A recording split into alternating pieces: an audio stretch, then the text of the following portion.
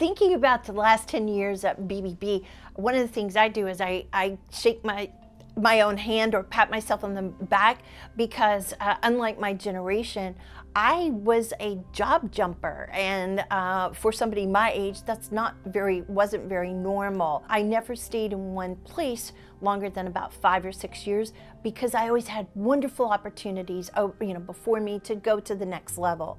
So being here for 10 years was a hallmark for me.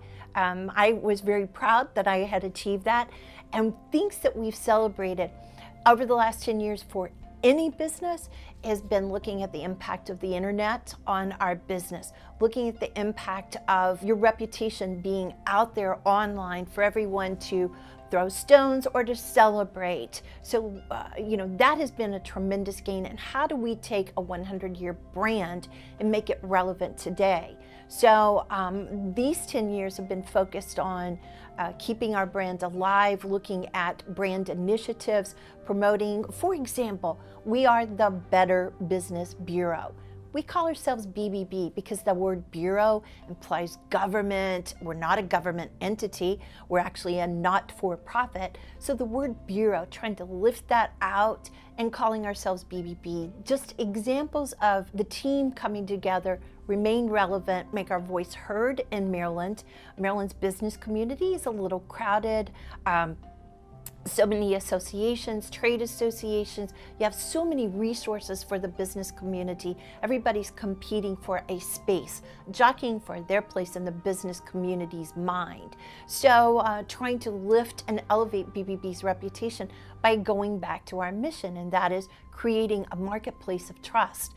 Trust is probably more relevant today than it was 10 years ago because the cost of breaking trust is very expensive. And I mentioned from regulations to customers abandoning a product because they no longer can trust that brand, trust that product, trust those business practices. So to BBB, it's incredibly important to stay relevant. And I'd say those would be our hallmarks, is how we have achieved that, and I believe we have.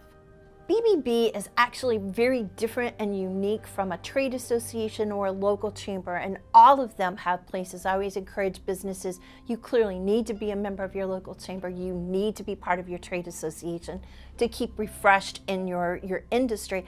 But Better Business Bureau is really based on a group of like-minded people in which ethics and integrity in your business practices are number one. Accredited businesses, they are not members of the Better Business Bureau. We took that word out of our vocabulary about 10 years ago. Again, part of that relevance. Accreditation and means the same thing as for a college or a hospital, but in the business world, it means we have a set of standards and you must voluntarily agree to match your business to provide proofs and indications through a vetting process that you meet those standards. So for a business who is applying for BBB accreditation, we have basic standards, and we're going to look at how that business advertised. So we're going to check the website and look and make sure they're not making deceptive claims, and the claims they say, hold true in evidence. We look at the business owner. What other businesses have they owned or operated? We do use all public resources to make these decisions. Make sure they're licensed. That's really important in some industries. Their industries may be competency licensed. So we want to make sure if somebody is holding themselves out to be a CPA, indeed they are licensed to do so. Tax preparers, that's a big area in Maryland. Initiatives to try to give credibility to good tax preparers by vetting out those that are not licensed to do so. And that's a competency. So those are examples where we look at the background of a business. We also look at government action. Do they have any government action against them? That was important for financial institutions. That was important in the mortgage industry. So we do track and monitor that. We look at how they treat their customers by information we have, meaning do they have a complaint? How did they handle that complaint? Did they resolve that complaint? Did they answer it in a timely fashion?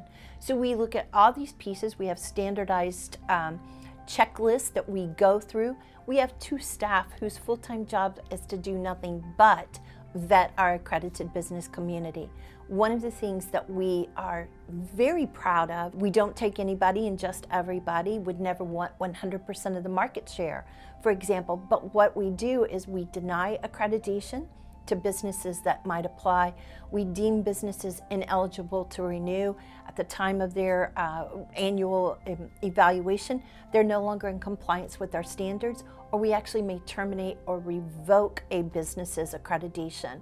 And that's a loss of revenue, that's a loss of our roster, but our accredited businesses are only as strong as the weakest business that we accredit. So we always want to lift everybody up to these high standards, the highest standards.